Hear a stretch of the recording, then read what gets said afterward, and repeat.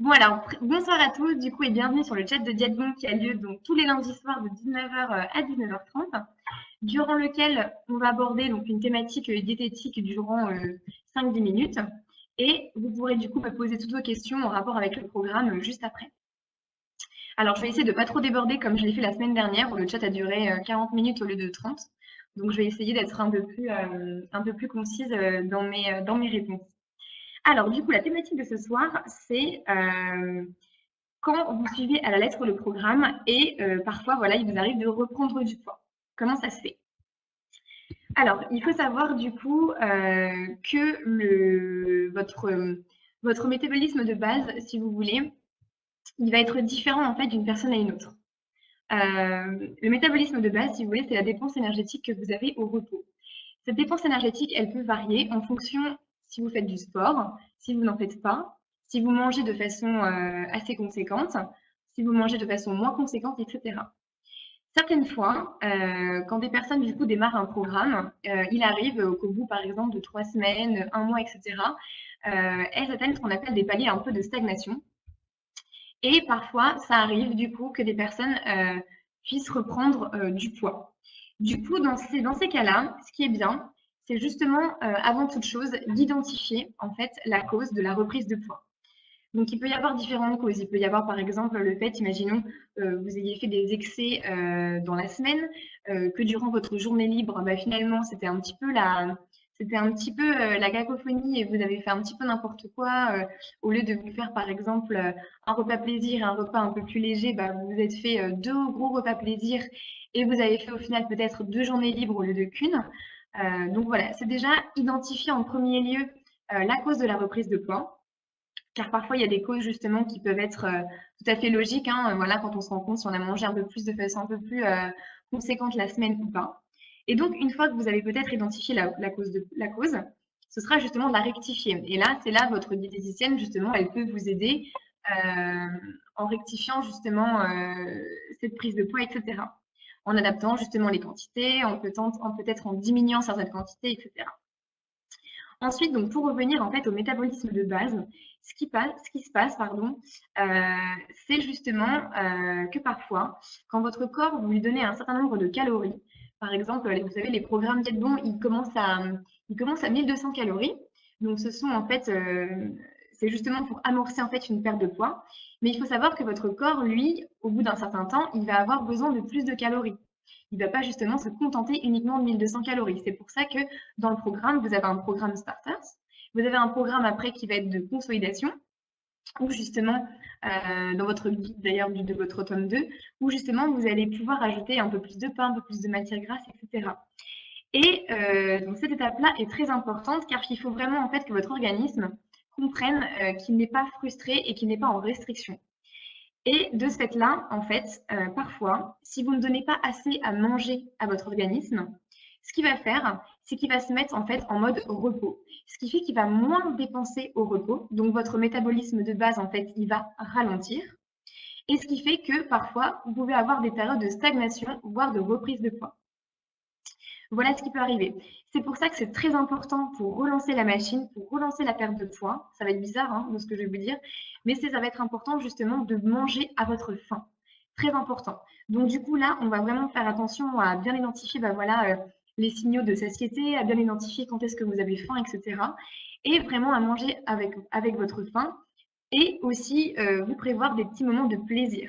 C'est pour ça que la consultation avec votre diététicienne, elle est essentielle parce que c'est vraiment elle qui pourra identifier ben voilà, à quel moment peut-être vous ne mangez pas assez, comment justement augmenter vos calories sans pour autant partir dans des excès, etc.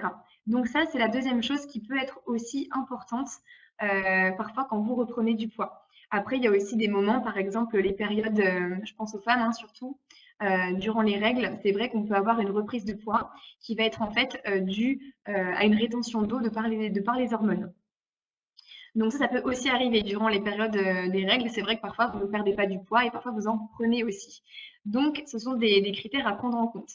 Après, sachez que dans tous les cas, c'est pas parce que vous avez repris 1 kilo sur la balance, etc., que votre poids fluctue, que c'est très grave.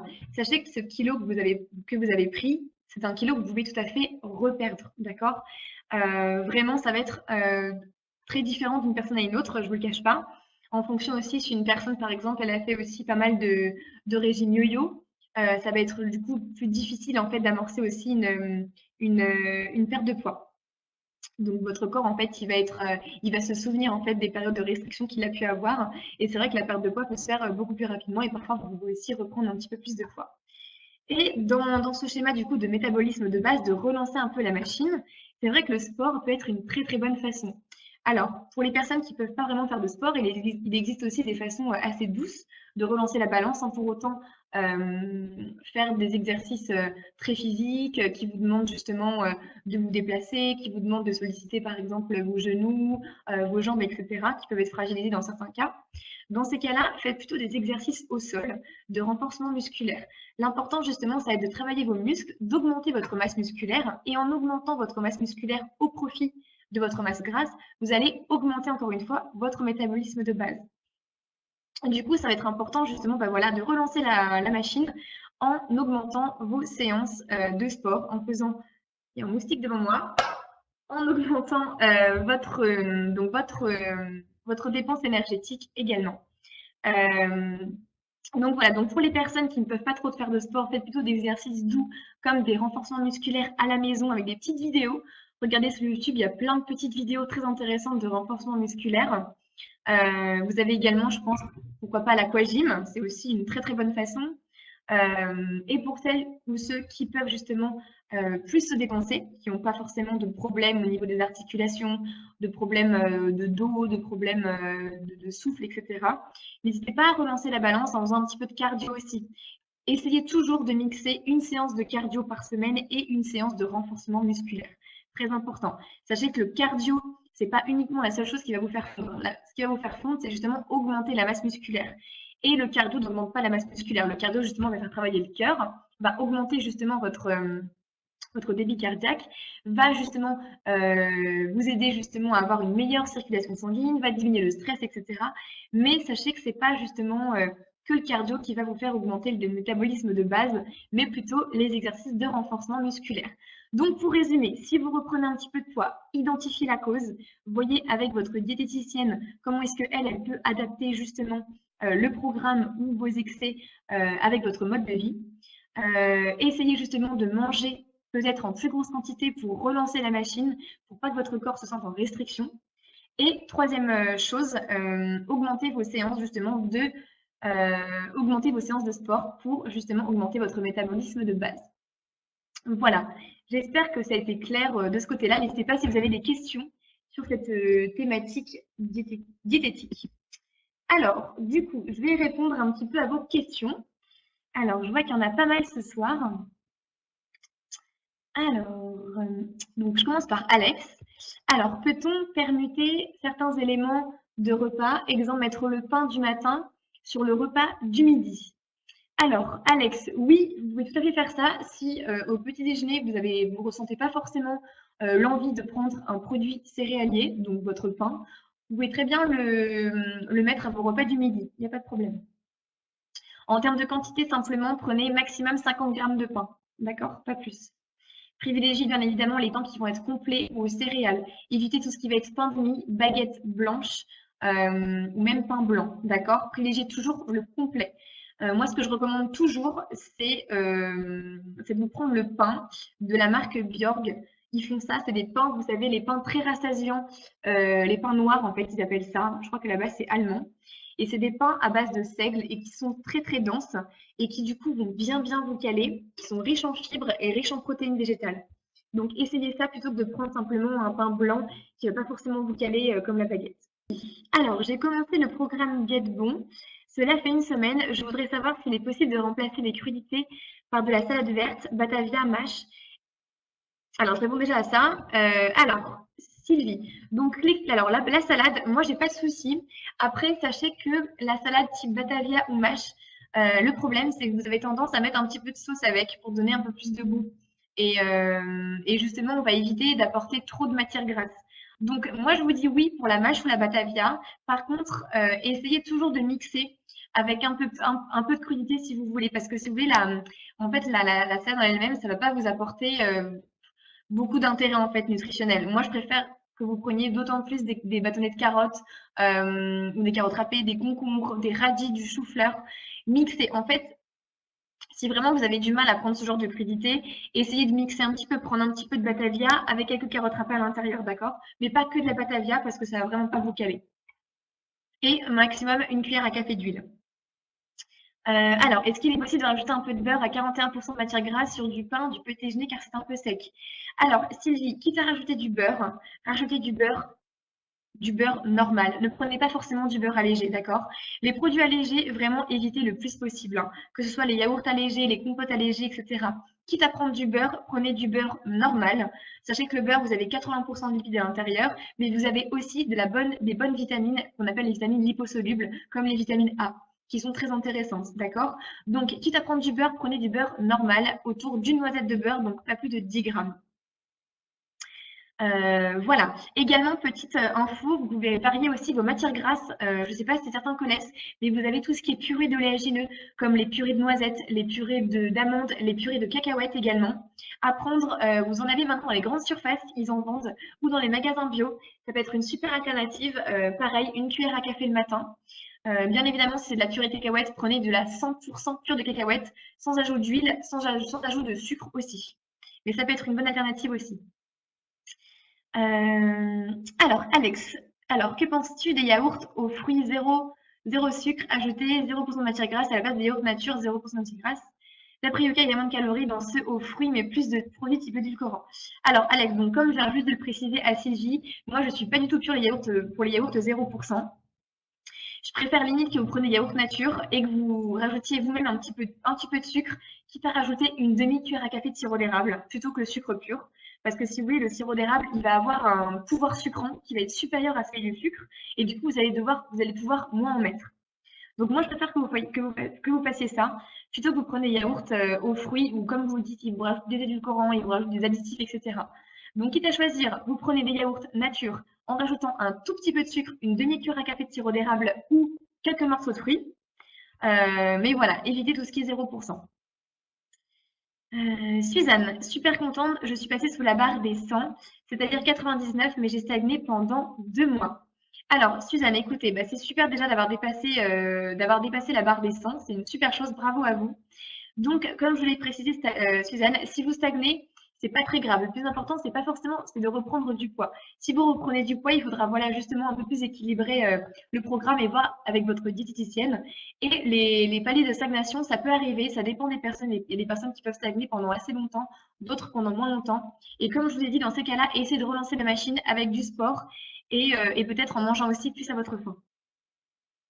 Alors, Jannick, effectivement, une semaine sur deux, je prends 3 à 400 grammes, mais je perds le double, voire la plus la semaine suivante, donc pas de panique. Voilà.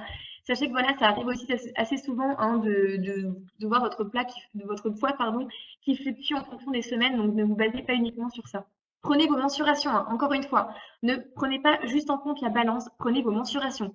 Surtout si vous êtes amené à faire du sport, sachez que la masse musculaire pèse plus que la masse grasse sur la balance. Donc, si vous faites une activité sportive, vous allez avoir tendance justement à avoir votre poids qui ne va pas forcément baisser, mais qui va peut-être augmenter.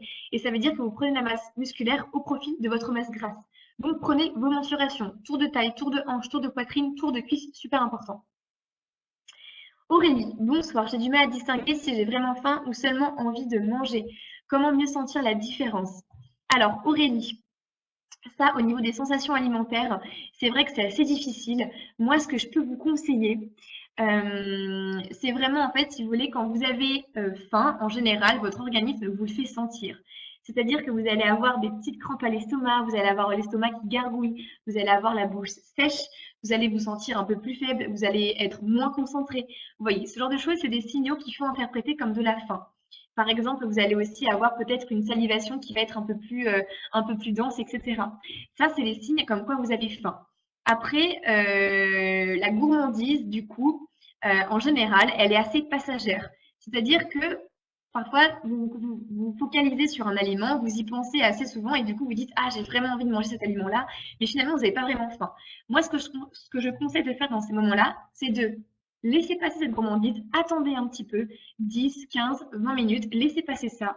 Buvez de l'eau, du thé, des infusions pendant ce temps-là et vous allez voir que votre gourmandise, elle va passer petit à petit. Essayez aussi de trouver une activité qui vous occupe, qui ne vous ennuie pas parce que parfois, quand on s'ennuie, on a tendance à vouloir manger alors qu'on n'a pas faim. Donc c'est pour ça que c'est important aussi de s'occuper un petit peu l'esprit, de penser à autre chose, de lire, de parler avec des gens, etc. Mais voilà, essayez d'identifier les signaux de la faim. Ça va être vraiment au niveau de votre ventre, au niveau des gargouillements, au niveau des crampes, etc. C'est vraiment une faim qui vous prend en fait à l'estomac plutôt qu'une gourmandise. Pascal, j'ai du mal à me concentrer sur mon régime. Cela fait 7 mois, j'ai des envies de manger et j'ai peur de craquer. Que me conseillez-vous? Alors, Pascal, déjà, 7 mois, ça fait un petit paquet de temps. Donc déjà, c'est super que vous ayez tenu au moins pendant 7 mois. Alors, ce que je peux vous conseiller, Pascal, c'est eh bien de craquer tout simplement, mais de craquer de façon raisonnable.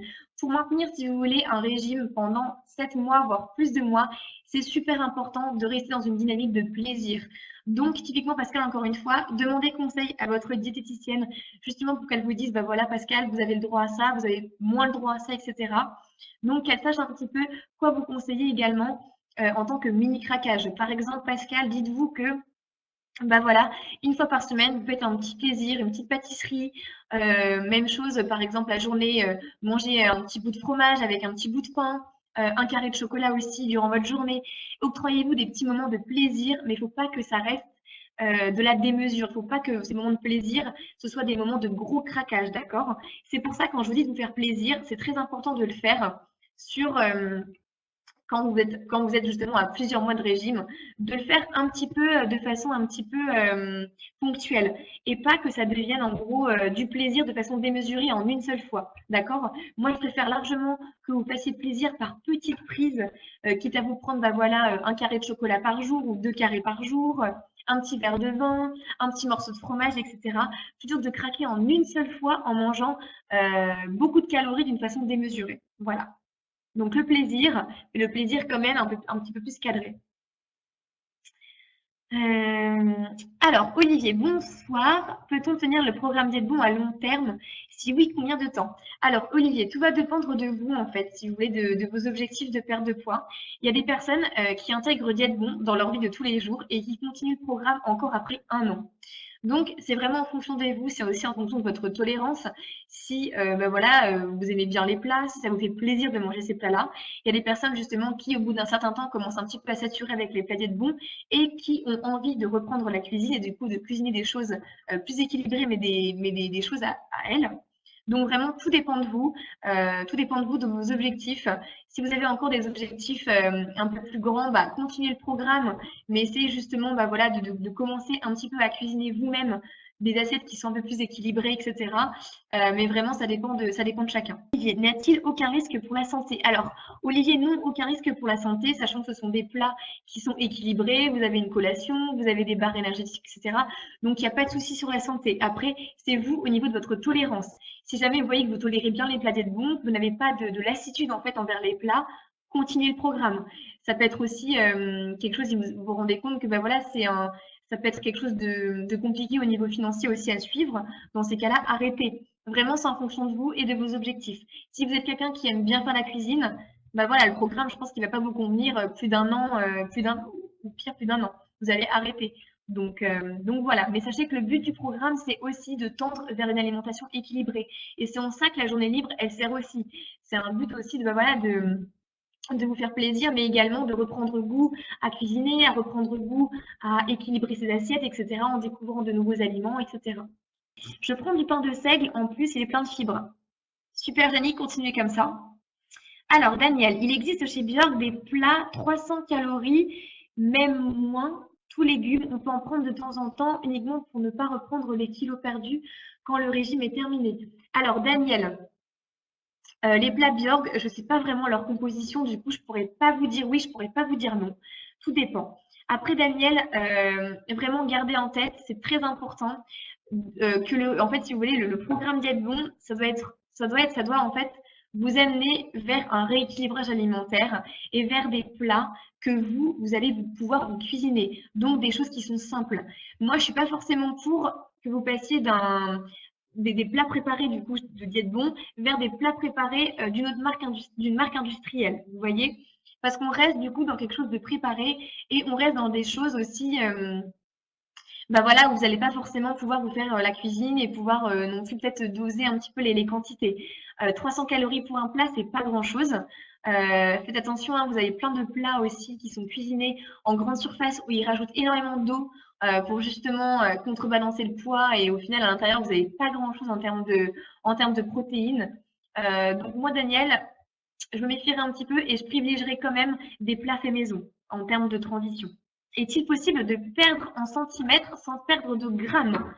Eh ben oui, Daniel, comme je vous ai dit, hein, la balance n'est pas le seul indicateur, bien évidemment. Vous pouvez perdre les centimètres sans perdre de grammes.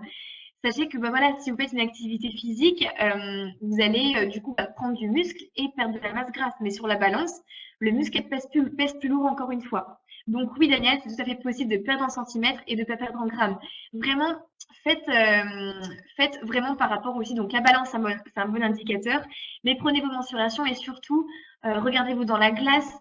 Et essayez aussi d'avoir une meilleure vision au niveau de vos vêtements. Les vêtements, c'est les meilleurs indicateurs, l'écran de ceinture, voilà, comment vous vous sentez quand vous vous habillez, est-ce que bah, voilà, vous avez l'impression de mieux pouvoir vous déplacer au niveau de vos gestes, etc. du quotidien, c'est vraiment ça qu'il faut prendre en compte, plutôt que de toujours focaliser sur les chiffres. Alors, Alex, est-ce que tu préconises les noisettes au même titre que les amandes? Quelle quantité par jour en cas de petite faim? Alors, Alex, très bonne question. Donc, les amandes, même chose que les noisettes, moi je les préconise même au même titre, hein. Les amandes sont d'autant, enfin, ont le même intérêt qu'une noisette. Simplement, dans les amandes, vous allez avoir un peu plus de calcium, tout simplement. Donc moi, je vous conseille simplement de varier, hein, Alex. Prenez moitié amande, moitié noisette et ce sera nickel. Vous avez également les noix de Grenoble qui sont très bonnes aussi, les noix de cajou. Euh, Qu'est-ce qu'on a encore en termes de noix? Les noix de pécan. Voilà, vous avez plein de petites choses, hein. Les pistaches aussi. Toujours les prendre non grillés, non salés, hein, bien attention, faire bien attention à ça. Et au niveau de la quantité, on est sur une petite poignée. Une petite poignée comme ça, donc dans le creux de la main, par jour. OK? Parce que voilà, c'est quand même des choses qui sont très intéressantes d'un point de vue nutrition, mais qui sont très caloriques. Mais une poignée d'amandes par jour, ça n'a jamais fait grossir personne, hein. Donc allez-y, une poignée maximum. Barros, à la fin des repas, j'aime bien finir par un petit sachet de gâteau sans sucre. C'est grave. Alors, Barros, donc à la fin des repas, alors tout dépend quel sachet de gâteau est-ce que vous prenez en général? Je pense que c'est des sachets du coup avec des édulcorants. Dites-moi un petit peu, Barros, pour que je puisse un petit peu vous conseiller. Alors, Jaquel. Alors, Jaquel, je crois que c'est Sandrine le prénom, mais je suis plus sûre. La semaine dernière, vous m'aviez dit ça, je ne me rappelle plus. Mais je sais que c'est pas votre prénom. Alors, bonsoir Camille. Est-ce que faire des repas diététiques issus des recettes diète bon, de l'entrée au dessert pour la journée libre, est-il trop calorique? Ah bah Jacqueline, vous m'avez déjà posé la question la semaine dernière, je me rappelle d'ailleurs. Et c'était vous qui postez vos petites recettes aussi sur le groupe sur Facebook. Alors Jacqueline, bah non, c'est une très bonne idée justement de prendre les recettes de diète bon que vous avez pour rappel dans vos livrets et également sur le site. Donc pour votre journée libre, c'est une très bonne chose. Les recettes ne sont justement pas trop caloriques, elles sont justement équilibrées. Faites simplement attention, Jacqueline ou Sandrine, hein, je ne sais plus le prénom. Quand vous prenez vos recettes de diète bon, faites bien attention à toujours bien équilibrer les assiettes. À avoir, donc pour petit rappel, hein, pour ceux qui n'étaient pas là la semaine dernière, une assiette équilibrée, ça doit comprendre pour moitié des légumes, donc un demi de légumes, un quart de féculents et un quart de protéines. Donc si les recettes diète bon correspondent à ce genre d'équilibre, allez-y, il n'y a pas de souci, d'accord? Privilégiez toujours les recettes qui sont quand même assez riches en légumes, pauvres en féculents, un petit peu plus légères en féculents le soir quand même, et du coup qui ont aussi un bon apport en protéines, hein, très important. Alors Daniel, alors merci d'être bon, je suis en train d'arrêter le régime, alors je me suis mise à la cuisine diététique, super. Bah, c'est une super nouvelle Daniel, n'hésitez pas à nous partager vos recettes hein, si vous en avez. Je vous fais un petit rappel, chaque fois je le mets, mais je le mets pour les nouveaux arrivants. On a le Club Diète Bon 2019 qui est un groupe fermé sur Facebook qui vous permet d'échanger aussi entre vous sur le programme, de partager des recettes, etc. Donc n'hésitez pas à le rejoindre. On est déjà d'ailleurs 600 membres dessus. Donc n'hésitez pas à partager vos recettes aussi Daniel, hein, pour les autres, ce serait super. Mathilde, alors bonsoir tout le monde, merci pour ces échanges. De mon côté, ça commence pas trop mal. J'ai beaucoup de réponses déjà. Le seul bémol, j'ai l'impression que c'est une certaine fatigue physique, mais c'est peut-être normal. Alors Mathilde, dans ces cas-là, quand vous vous sentez un petit peu fatigué, c'est tout à fait normal. Durant le régime, ça peut arriver. Ce que je peux vous conseiller, c'est de vous prendre des eaux qui sont riches en magnésium. Le magnésium, c'est un minéral du coup qui peut lutter un petit peu contre la fatigue. Donc n'hésitez pas par exemple à prendre des eaux comme les eaux genre Rosana, Hépar, etc. qui vont être plus riches en magnésium, ou de vous faire une petite cure de magnésium aussi, c'est très important. Durant l'hiver, puisqu'il y a plein de personnes qui le font, allez à votre pharmacie, demandez à votre pharmacienne justement des petits conseils. Si vous voulez faire une cure en magnésium, ça peut vraiment vous aider pour la fatigue, parce que c'est aussi le fait, hein, les différences de température, l'hiver, là on est en plus avec une température qui est assez élevée en ce moment, donc c'est pour ça que les petits coups de fatigue peuvent survenir. Dans ces cas-là, si dans la journée vous vous sentez un petit peu plus faible, n'hésitez pas à prendre des petites collations. Typiquement, bah voilà, un petit mélange de fruits secs qui sont des petits boosters naturels, hein, des fruits secs qui vont être riches en sucre et qui vont vous apporter justement une petite dose de sucre supplémentaire et qui vont justement un petit peu pallier à cette fatigue-là. Donc n'hésitez pas à vous faire un petit mix à base de noisettes, d'amandes, de fruits secs, à consommer avec parcimonie, hein, bien sûr, une petite poignée par jour. Et voilà, si vous avez des petits coups de fatigue, ça peut vous aider justement à vous donner un petit coup de boost en plus du magnésium. Essayez d'aller voir de ce côté-ci également. Alors, c'est bon, Alex, quel sport préconises-tu pour perdre le ventre du buveur de bière? Je suis à 90 kg pour 1m78 et souhaite retomber à 80. Alors, le ventre du buveur de bière, Alex, donc c'est vrai que le ventre, ça va être la chose qui va être assez difficile à perdre, hein, je ne vous le cache pas. De toute façon, pour le ventre, il n'y a pas de miracle. De toute façon, dites-vous que c'est l'alimentation qui va compter pour 80%. Un petit rappel, le sport, c'est que 20% de la perte de poids. L'alimentation compte pour 80%. Donc, même si vous vous donnez à fond au sport et qu'à côté, vous mangez mal, zéro. Du coup, donc d'emblée, évitez donc bien évidemment de prendre trop de bière. Maximum, moi je vous dirais, voilà, une pinte par semaine, hein, donc ce qui équivaut à deux verres de bière par semaine. Essayez de réduire ça, votre consommation, et ensuite essayez vraiment de cibler des exercices du ventre, donc type abdominaux, gainage, etc. Les exercices de gainage marchent vachement bien, surtout ce qui est tour de taille. Donc n'hésitez pas à aller regarder des petites vidéos sur Internet. Mais sachez, Alex, que pour le tour de ventre, c'est l'alimentation et l'alcool, du coup, à limiter. Du fromage en dehors de la journée libre. Alors, Sylvie, donc moi, le fromage, je le déconseille pas forcément, hein. Une portion de fromage par jour, même dans votre programme diète bon, moi, je le déconseille pas forcément. Peut-être pas au début du programme, par exemple, imaginons si vous en êtes à 1 mois, 2 mois de programme, vous pouvez commencer à intégrer petit à petit du fromage, mais au début, si vous en êtes par exemple à 1-2 semaines, je vous conseillerais quand même de ne pas forcément intégrer tout de suite du fromage, mais un petit peu plus tard. Au niveau du fromage, à savoir, on est sur une portion de 30 grammes par jour maximum. Donc c'est vous voyez, un huitième de camembert, en sachant toutefois que les fromages les plus gras, ce sont ceux qu'on ne soupçonne pas d'ailleurs. Par exemple, le comté, le gruyère, l'emmental, le parmesan, le beaufort, le kiri, je crois que le kiri aussi, il est pas mal gras. Donc, tous ces fromages-là, à éviter, ok? Après, vous avez les fromages qui sont un peu plus light, un peu plus légers. Par exemple, le camembert est plus léger, le chèvre frais, la ricotta, la mozzarella. Qu'est-ce qu'on a encore? Tout ce qui est carré frais. Vous avez un fromage qui est super, ça s'appelle la cancoyote. Je ne sais pas si certains connaissent, mais la cancoyote, vous avez, je crois, 8 grammes de matière grasse pour 100 grammes, c'est vraiment rien du tout. Donc, c'est un fromage que vous faites fondre en fait au micro-ondes ou au four et vous pouvez verser sur des pommes de terre, etc. C'est trop bon. Donc voilà, donc au niveau de la quantité, 30 grammes et évitez du coup de consommer des fromages qui sont trop gras. Et du coup, si vous consommez du fromage, évitez de prendre trop de pain, 30 grammes de pain maximum, ok? Alors, Barros, donc gâteau gerblé sans sucre. Alors, les gâteaux gerblés, pourquoi pas? Pourquoi pas en fin de repas? Moi, Barros, je vous conseille, enfin, les gâteaux gerblés, je suis pas hyper fan. Ça reste des gâteaux un peu de régime, où il n'y a pas vraiment d'intérêt nutritionnel à l'intérieur.